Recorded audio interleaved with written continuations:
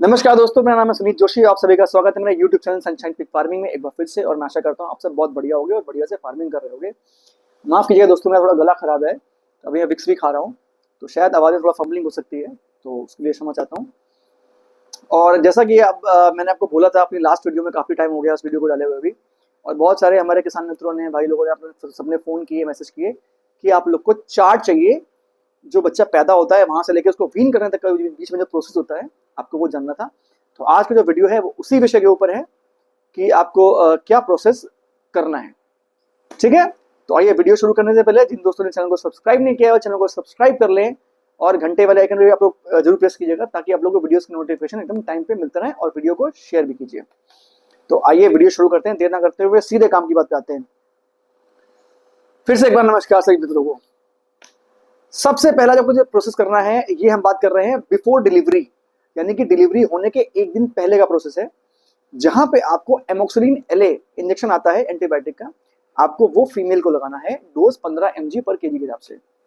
उसका फायदा क्या है, मैं आपको हर एक चीज के फायदे बताऊंगा कि उसका फायदा क्या है, क्या चीज में शामिल है क्या शामिल नहीं है, वो सब बताऊंगा। एमोक्सिलिन एलए जब आप लगाते हो तो उसमें क्या होता है कि बैक्टीरियल इन्फेक्शन के चांस जो डिलीवरी के बाद बनते हैं, गंदगी से बनते हैं, चीजें होती हैं, ब्लड निकलता है, ब्लड लॉस होता है कई बार, तो इन्फेक्शन के चांस होते हैं बहुत कम हो जाते हैं, और आपके बच्चे भी थोड़े इम्यून हो जाते हैं, क्योंकि उसका असर उनके बच्चों के ऊपर भी आता है। इस दवाई का असर 72 आवर्स तक रहता है, यानी कि अगर आपने एक दिन पहले लगाया है तो उसका असर रहेगा। ठीक है, 2 दिन तक, अगर डिलीवरी मान लीजिए एक आध दिन आगे पीछे हो जाती है तब भी उसका असर रहेगा। ये बात करें डिलीवरी से एक दिन पहले, क्योंकि रिकॉर्ड के हिसाब से आपको पता होता है डिलीवरी कब होने वाली है। अगर 18 तारीख की डिलीवरी लिखी है तो आपको 17 तारीख को लगाना है। ठीक है, आप ऐसे पकड़िए। ये था नंबर 1 प्रोसेस पहला, जो कि हमने बिफोर डिलीवरी किया। अब आते हैं डिलीवरी के बाद। डिलीवरी हो रही है, आपने डिलीवरी पूरी ले ली, सावधानी पूर्वक बच्चों को पोंछ के अच्छी तरह से, एक सूखे टॉवल से पोंछ के। अगर आप और अच्छा चाहते हो रिजल्ट, तो एक पाउडर आता है, हालांकि मैं किसी कंपनी का प्रमोशन नहीं कर रहा हूँ, मिस्ट्रॉल पाउडर आता है। ठीक है, वो सूखा पाउडर, ड्राई उसमें पाउडर होता है, वो बहुत ड्राई होता है, मतलब उसमें सुखाने की क्षमता बहुत ज्यादा होती है, पानी को सोखने की, और वो एंटीबायोटिक पाउडर होता है। तो उससे आप बच्चों को थोड़ा पोछें ऊपर लगा के, पाउडर को लगा के, तो बच्चा एकदम क्लीन हो जाएगा और एंटीबायोटिक पूरा उसका बॉडी पे लिपट जाएगा। और उसी पाउडर को आप फीमेल के ऊपर भी थोड़ा यूज कर सकते हैं, जहां पे ब्लड वगैरह ज्यादा हो रहा, डिलीवरी हो रही होती है तब उस टाइम, तो उसमें क्या होता है, कोई इन्फेक्शन होने के चांस कम हो जाते हैं। सावधानी पूर्वक आपने पूरी डिलीवरी ली, बच्चों को पोंछ के आपने एक अलग जगह पर रखा। ठीक है, उसके बाद फीमेल को भी पोंछ के उनको दूध पे लगाना है। ये था आपका डे 1 जो डिलीवरी आपकी हुई है। ठीक है, अब कुछ नहीं करना है आपको। अब बात करते हैं तीसरे दिन, यानी कि अगर बच्चा आज पैदा हुआ है तो आज, कल और परसों, यानी परसों तीसरे दिन आपको क्या करना है। 3 काम हो सकते हैं इस दिन। आप बच्चों के दांत काट सकते हैं, बच्चों की पूंछ काट सकते हैं, और उनको एक आयरन का डोज देते हैं। ठीक है, दांत क्यों काटते हैं, दांत काटने का रीजन ये होता है कि बच्चे फीमेल का जब दूध पीते हैं तो थनों को काटते हैं, तो दांत कटने से वो चांस थोड़ा कम हो जाता है, और आपस में लड़ते हैं, उससे भी जख्म करते हैं, तो इसलिए दांत काटने थोड़े आवश्यक होते हैं। दूसरा, टेल डॉकिंग, यानी कि पूंछ काटना। पूंछ काटना पूरी तरह आप पे निर्भर करता है कि आप फार्म किस तरह चला रहे हैं। अगर आप एआई पे फार्म चला रहे हैं, आर्टिफिशियल इंसेमिनेशन पे, तो पूंछ काटना जरूरी है। और अगर आप नहीं चला रहे हैं एआई के ऊपर, तो कोई जरूरी नहीं है। लोग कहते हैं उसमें एनर्जी लॉस्ट होती है, ठीक है, एनर्जी लॉस्ट होती है, बट जानवर भी अपने आप को थोड़ा स्वस्थ फील करता है, तो बेहतर होगा अगर आप एआई नहीं कर रहे हैं तो आप पूंछ की पूंछ ना काटें। मैं आपको सबके रीजन बता रहा हूँ। नंबर तीसरा, आयरन। आयरन क्यों, क्योंकि ये आयरन की कमी लेके ही पैदा होता है बच्चा। सुअर का बच्चा हमेशा आयरन की कमी लेके पैदा होता है, तो उसमें आपको आयरन का एक इंजेक्शन आता है, 10 ml की आती है शीशी, उसमें आपको 1 ml इंजेक्शन लगाना है इंट्रामस्कुलर, यानी कि मांस में, गर्दन पे। ठीक है, अब इसके बाद आता है हमारा नेक्स्ट प्रोसेस, जो कि हमारा आएगा 2 दिन के बाद, यानी कि 5वें दिन, सॉरी 7वें दिन। 7 डे में क्या करना है, कुछ नहीं करना है, आपको सिर्फ एक इंजेक्शन मारना है बी कॉम्प्लेक्स का। ठीक है, उससे क्या होता है, बी कॉम्प्लेक्स से थोड़ा इनकी भूख की और डाइजेस्टिव सिस्टम इनका मेंटेन रहता है। ठीक है, उसका फायदा ये होता है, तो बच्चा थोड़ा सा और हेल्दी फील करता है। इसके बाद आते हैं हम सीधे 10वें दिन के ऊपर।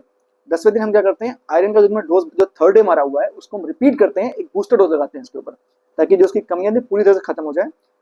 कई बार लोग एक बार में 2 ml लगा देते हैं, बट बेटर रहेगा आपको 2 बार में 1-1 ml लगाना है, ना कि एक बार में 2 ml लगा के।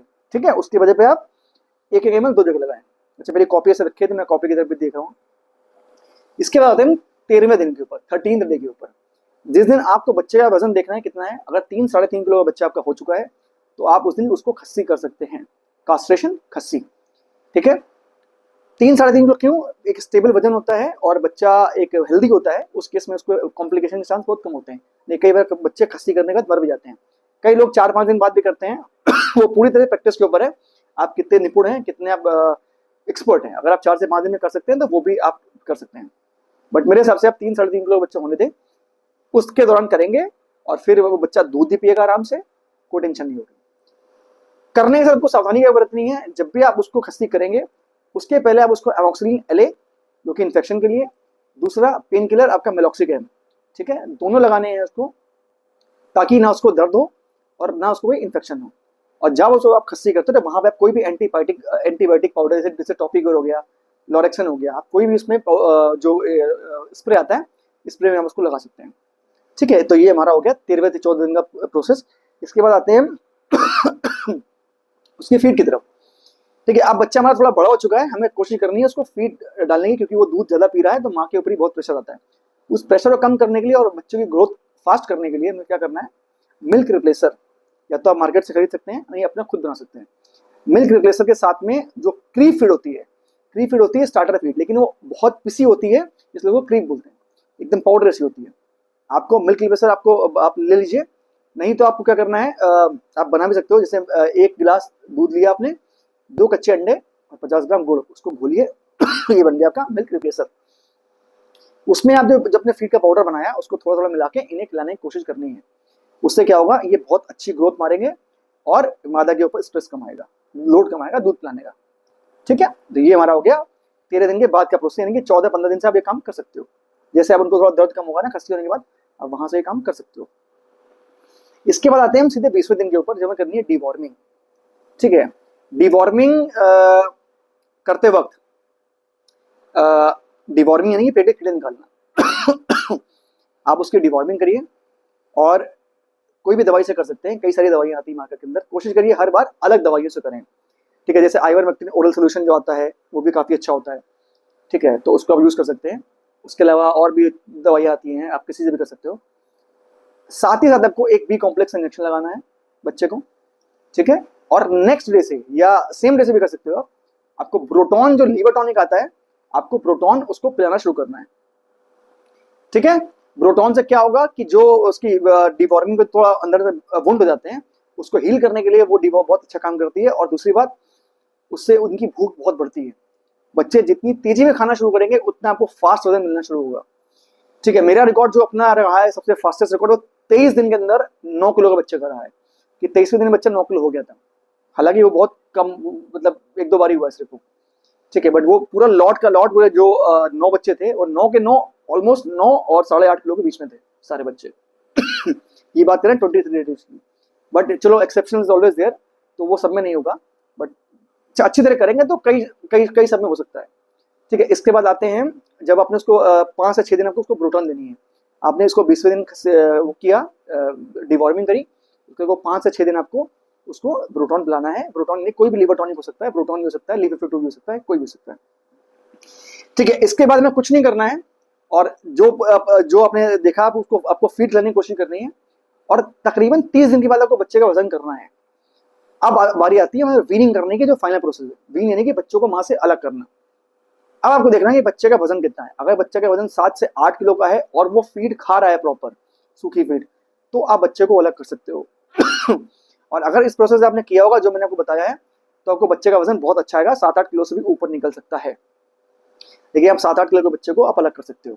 वीन कैसे करना है, जैसे मान लीजिए एक फीमेल के 10 बच्चे हैं और 10 में 6 बच्चों का वजन 7 से 8 किलो के बीच में है या 8 से ऊपर है, तो आपको पहले उन 6 बच्चों को करना है। और मान लीजिए बाकी 4 बच्चे हैं, उनका वजन 6-7 किलो के बीच में है, तो भी उनको आप 2-3 दिन और रहने दीजिए माँ के नीचे। ठीक है, उनको दूध ज्यादा मिलेगा, तो ऑटोमेटिक वो भी वजन पकड़ लेंगे, और जब उनका वजन 7 से 8 किलो हो जाए तब उनको भी अलग कर दें। बच्चों को अलग अलग फीमेलों के बच्चे निकालें और एक साथ रखें, ताकि वो थोड़ा सा उनका आपस में लड़ेंगे झगड़ेंगे, उनका थोड़ा सा मन लगेगा। नहीं तो बच्चे बहुत रोते हैं और फीमेल भी बहुत स्ट्रेस में जाती है। अगर आप एकदम सारे बच्चे हटा लोगे, आप 2-2 करके हटाओगे, 4-4 करके हटाओगे, तो वो आसानी से हट जाएगा। ठीक है, तो ये प्रोसेस है दोस्तों, बच्चों के पैदा होने से पहले से लेके वीन करने तक का। आई होप कि आप लोगों को ये जो पूरी जो घड़ी थे समझ में आई होगी। अच्छा, इसके बीच में अगर आपको लगता है कि आपको कभी आपको कोई मल्टीविटामिन देना है, जैसे ट्राइबीवेट हो गया या बी कॉम्प्लेक्स हो गया, तो आप वो भी दे सकते हो, वो आपकी अपनी समझ के ऊपर है। जो प्रोसेस आपको मैंने बताया, आप ये प्रोसेस फॉलो करेंगे तो रिजल्ट बहुत अच्छा आएगा। और सबसे ज्यादा कोशिश ये करनी है आपको, बच्चों को आपको फीड रिप्लेसर के ऊपर और फीड के ऊपर लेके आना है जल्दी से जल्दी। जितनी जल्दी आप लेके आओगे आपको रिजल्ट उतने अच्छे मिलेंगे। ठीक है, तो ये तो हो गया हमारा वीनिंग का प्रोसेस।